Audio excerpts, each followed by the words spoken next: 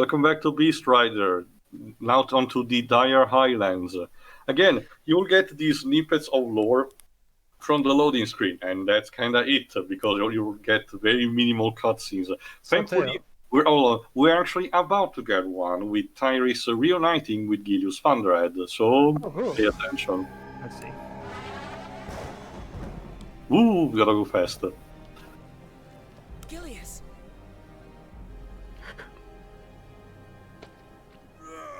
Jesus. Oh, Ow. That looked like it hurts. By my balls, girl! I thought you were dead! And like I said, this doesn't sound like Liam O'Brien like in the previous cutscene. We must save him.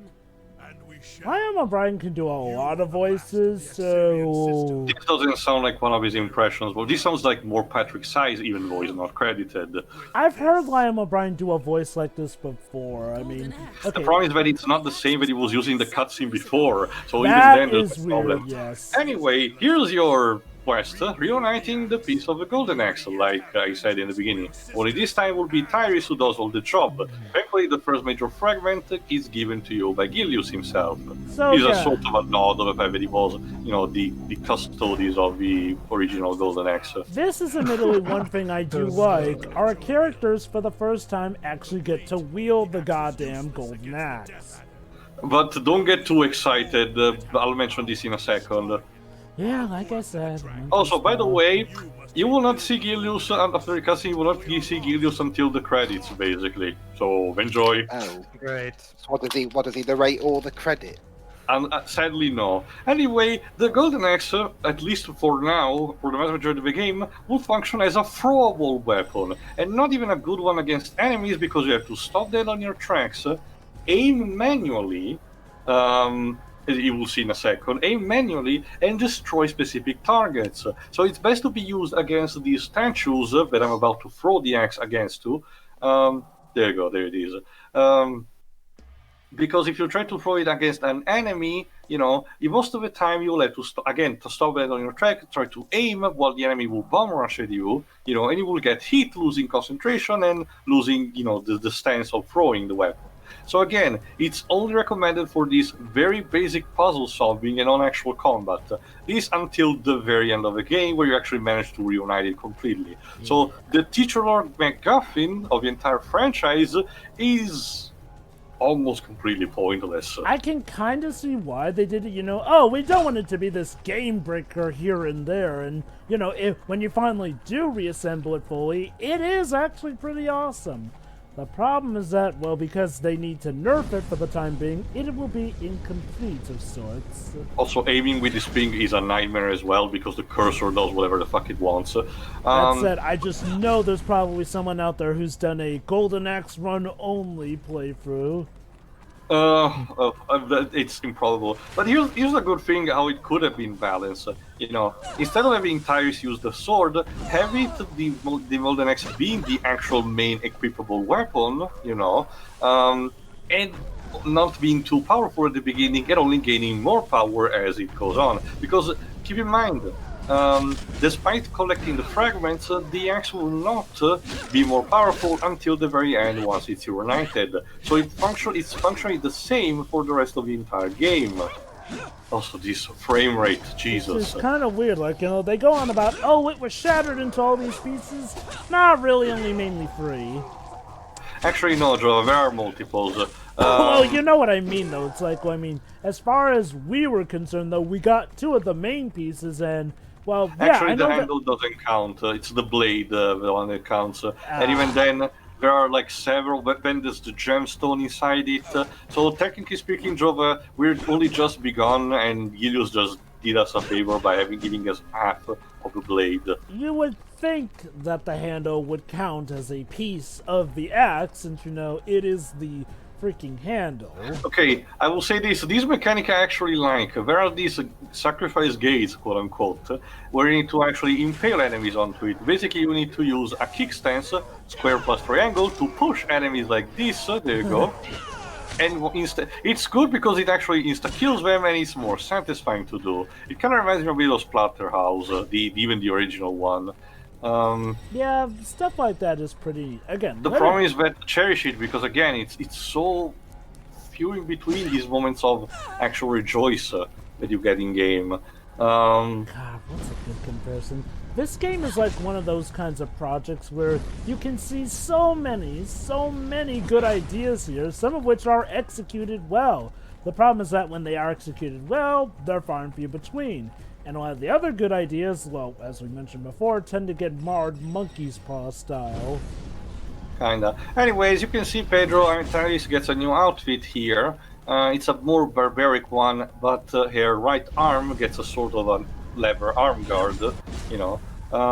And once again, they will change with time, with the difference level you get. Anyway, new type of beast, a lymph.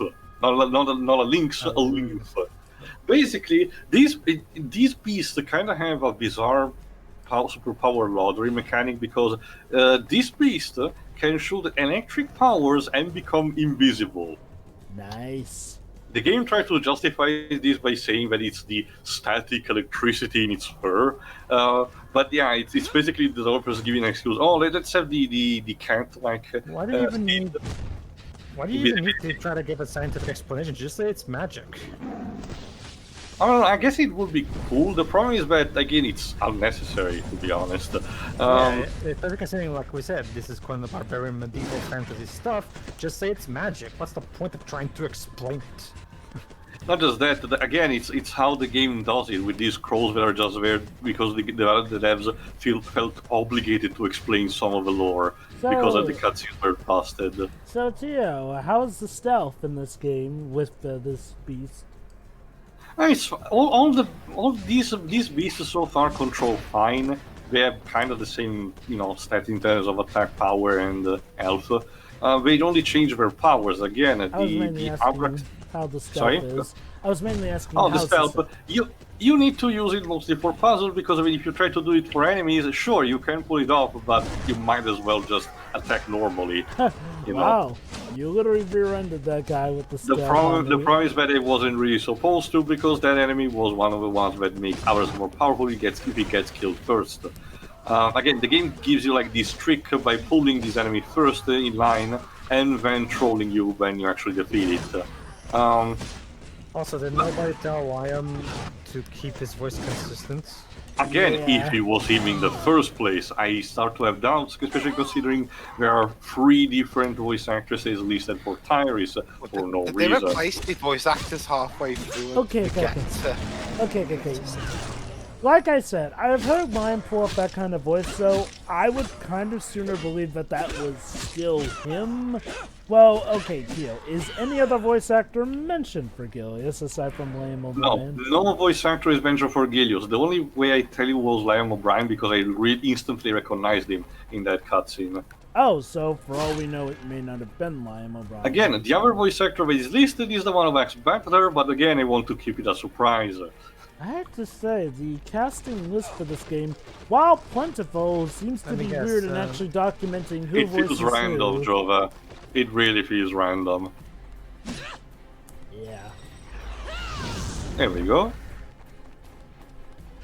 Again, and also, like I said, this is all the game is to it. Sure, the locales changes and there is so many varieties, but otherwise there is really nothing to this game. You can tell this is a clear unfinished product. I will say this is the Sonic 06 of the Golden Axe series. Congratulations, Sega, you have another equivalent.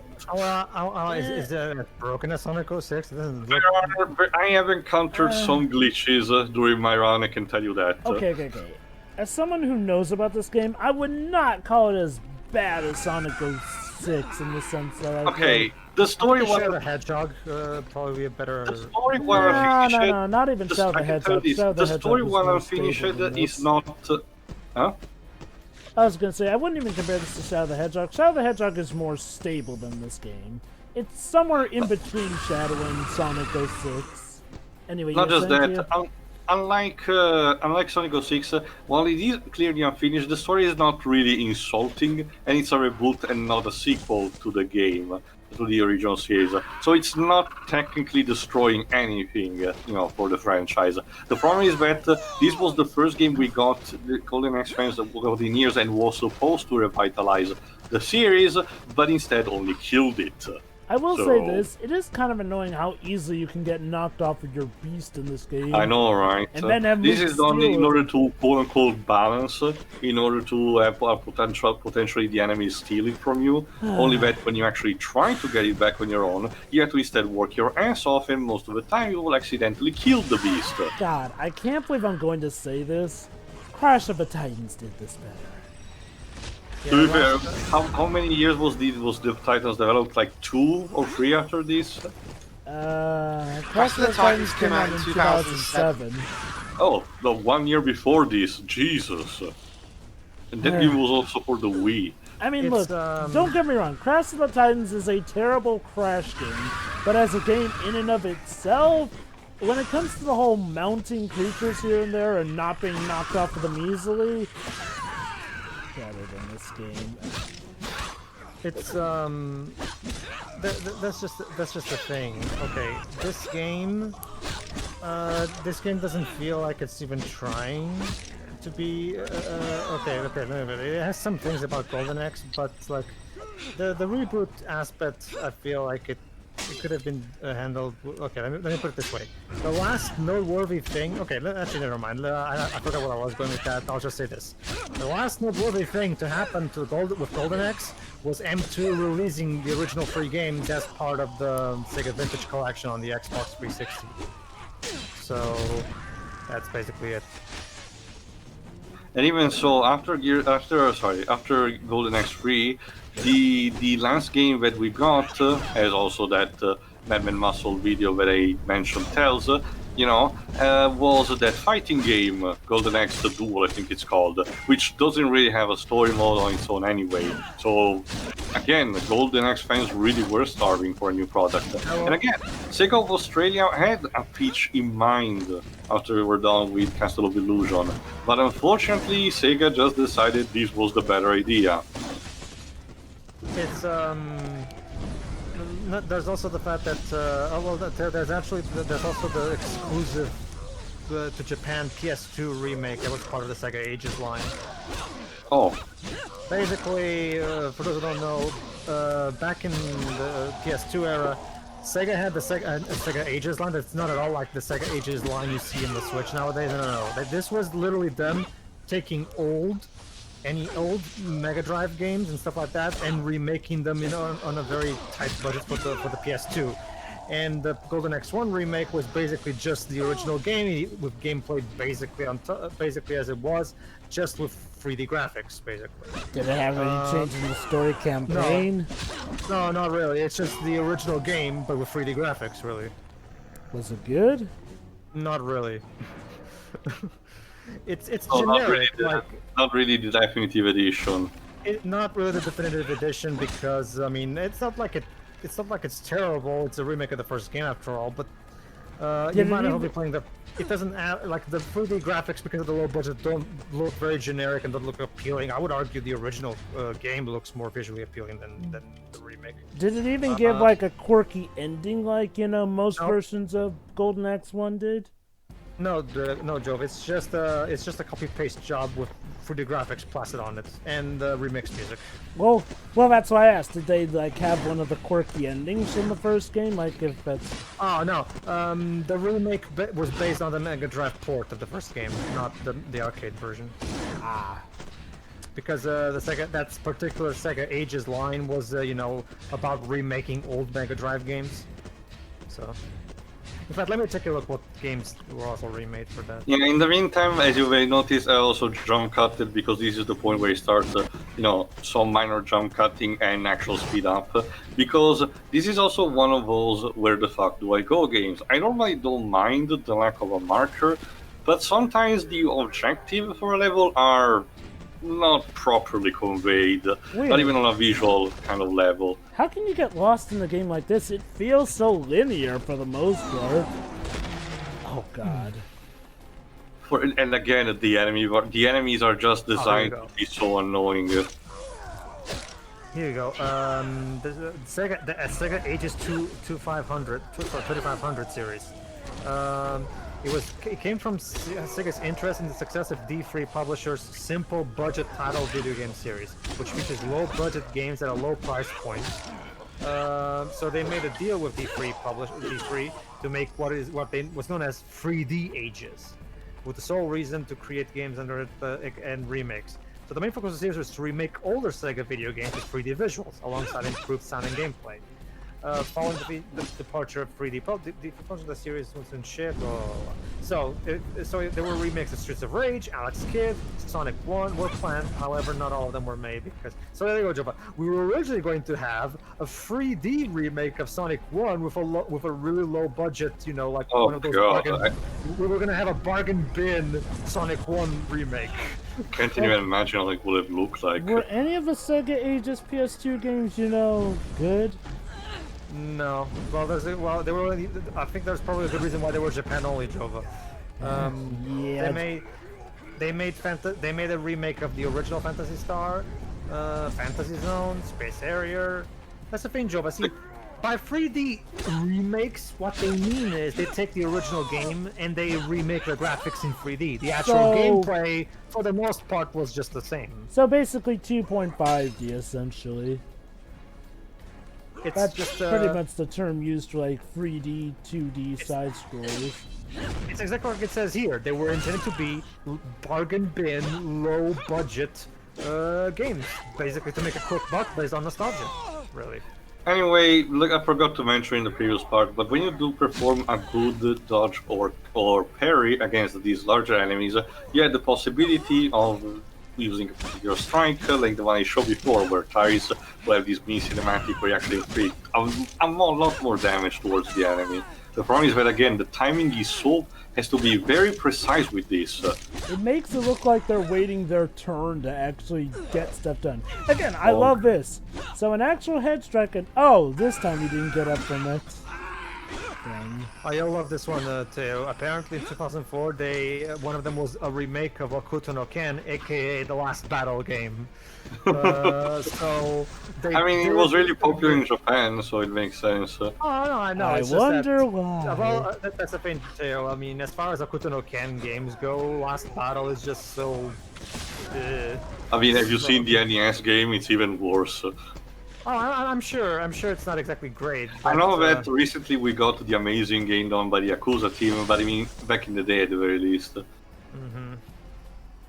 Anyway, the Titan bonus basically means that the gold that you collect at the end will help towards potential upgrades, but no matter how much you collect, it seems to be just a fixed amount, depending on the level that you are in. So again, don't bother, because the game, most of the time, the game will have some arbitrary places where to give you the upgrade, you know.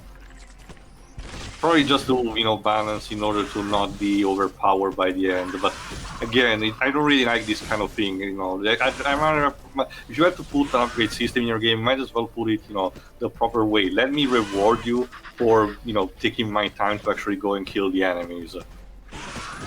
Tio, Yes, sir?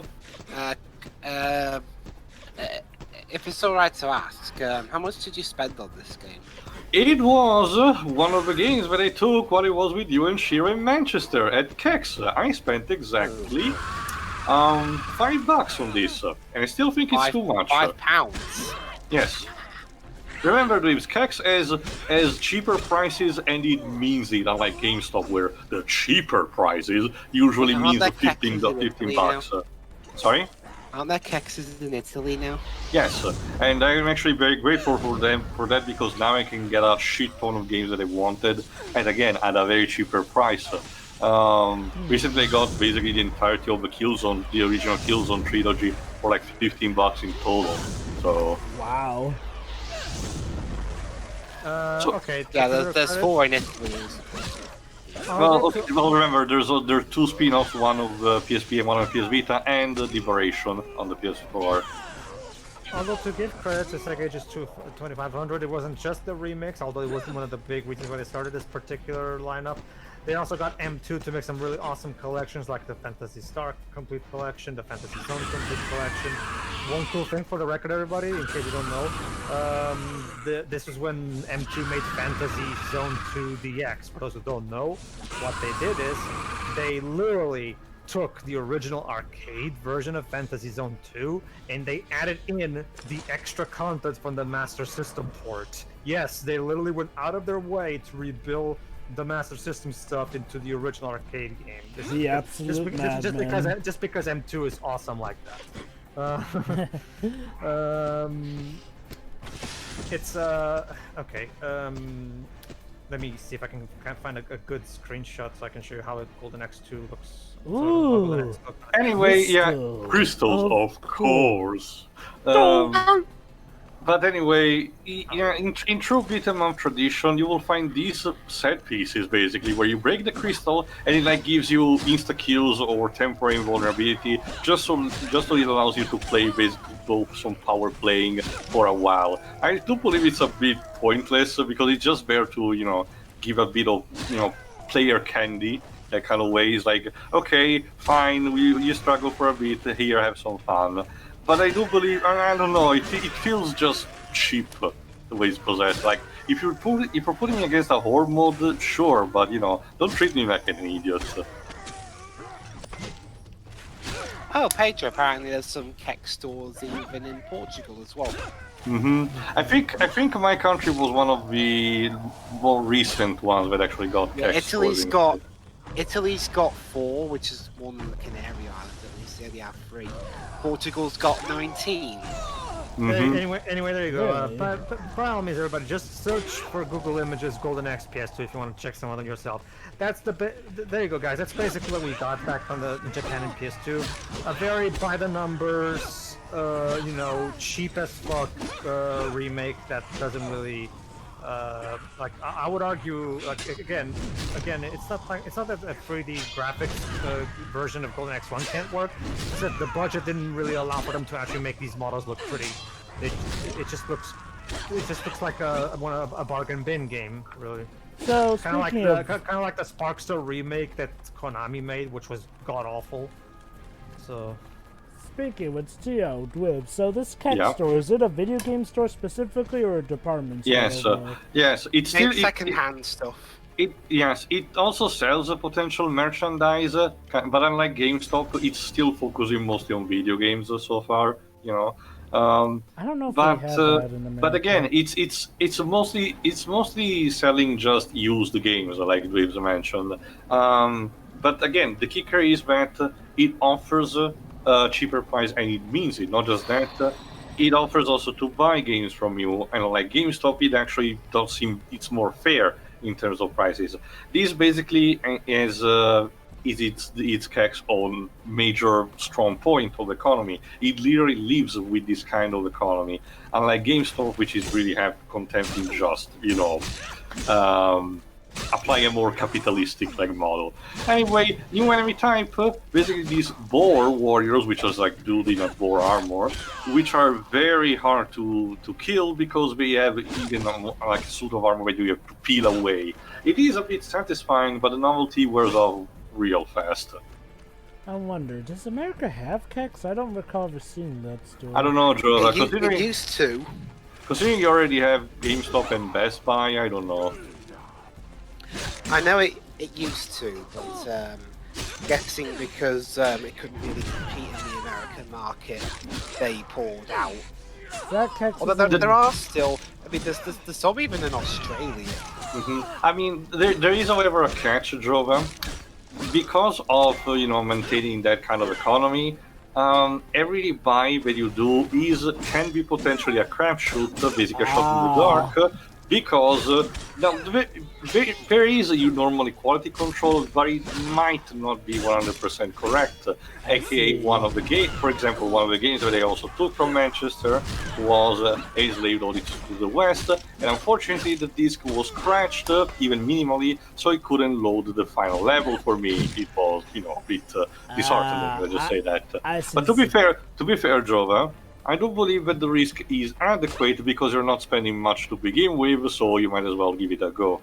I can see in some ways how that would weigh, Whereas I will give GameStop this, for the most part, when they do give it a used copy, they nowadays pretty much save only the used copies that are guaranteed to work. or you know. To be fair, also, good Jova, focus I don't condition. know if it works the same in your country, but for mine, for GameStop, if you want to have some kind of insurance in case your copy doesn't work, you have to pay like between 5 and 15 extra bucks. Depends on what you're buying, but yeah, there is sort of that container Ow. fee. Basically, from now on, the game will start having these puzzles where it throws fireballs at you and you have to dodge them or use one of the lymph to actually avoid them using the stealth. So yeah. And yeah, like I said, again, despite the new enemy showing up, the game is just the same. The power-ups are minimal and only scattered between the levels, you know. Yeah, this is starting to remind me of Same a lot old about the Brave video game. song. It looks this game looks like it's very repetitive and that the novelty runs off fast, like you said, because that's. So would you say that Tyrus looks better than Merida? Well, True, Merida- yeah, she does. Well, Tyrus doesn't look like Tyrus should look like, but She yeah, definitely she looks does better definitely- than Merida, The yeah. model, yeah, no, Merida, she doesn't. But then again, this game was made for the PS3 and 360, whereas Brave was made for the Wii. So of course it does that. It has that advantage. Anyway, this is the first of a major speeding up section because seriously, this game goes on and on. So, Oh. and considering nothing really happens, you know, again, it just might as well, you know, gotta go fast. Sure, I understand that. Like, because trust me, too, the Brave video, from what I'm seeing so far, the Brave video game and this game share a lot of common DNA. Because trust me, the novelty of whatever good that game has, it runs off really fast as well. Well, might as well talk about it because it's something that I noticed while rendering the video game. At least I see only the first part. You did mention that the power-up station thingy is only in the levels. The power-up station. The- Oh, you the- mean the store? The merchant, very Yeah, good. that's the thing. I know what you're gonna say now, too. That's the thing. I only noticed that you can go back to the witch's house to do it after I finished recording the game. That's the Ah, thing. okay, sure, sure. Maybe if the game told me, you know, because so you can see here's the thing too. All of the quote unquote, I don't even remember what name the game gave it right now. Whatever. Merchants. Yeah, the merchants. The game introduced the merchants to me as a piece of rock. You know, what reason do I have to believe that going to the door of the witch's house also works as a merchant? You know? True, but again, I thought that, you know, it wouldn't find it strange and actually search if it was really what that was happening or not. Oh, sure. But the game itself never actually told me. No. any of that, so- I can believe that. It's just that, you know, a thing that I noticed because I don't know if you say that in the rest of the commentaries or might as well. So Sure. how did you I find out? I only Pedro? noticed that after I finished recording. That's the thing. Okay. How'd you find it out? By complete accident. I went back to, I was just, you know, moving around the game. I don't even remember why I was doing it, to be honest with you. And I got near the door and the prompt for the X. I was like, wait, the merchant is on the thing? That's why I got it wrong in the playthrough because, well, God forbid me, the game introduced the merchant to me as a rock, you know? So I just assumed it always looked like a rock, you know? Oof. Alright, audience. I hope you enjoyed these sensory abuse from this speeding up because it's only getting worse from here on out. Really? That much padding? Gotta be honest, Jova, yes. It really is. Anyway, that's the next sneak peek for the next costume we're gonna get. A more one with plumed boots. Neat. Alright, see you for the Also, next part, if I where may- we'll actually tackle instead, I think, the fourth level. I was there. actually going to ask you, Tio. Yes. I've noticed that you've been getting grades at the end of each one, which have been consistently Very, seized. really relevant, So Jova. what Sorry, you exactly? go on. What exactly decides what grades you get? The time that you actually spend in the level, how many kills do you get, how much damage do you took, the usual hack and slash stuff grading. Again, it's not too much relevant outside of the fact that it gives you more point towards the upgrade system, but again, it's still not much, just so that it's balanced so you don't get too overpowered immediately. I So see. there's that. Alright. See you for part 3. So yeah. See ya. See ya.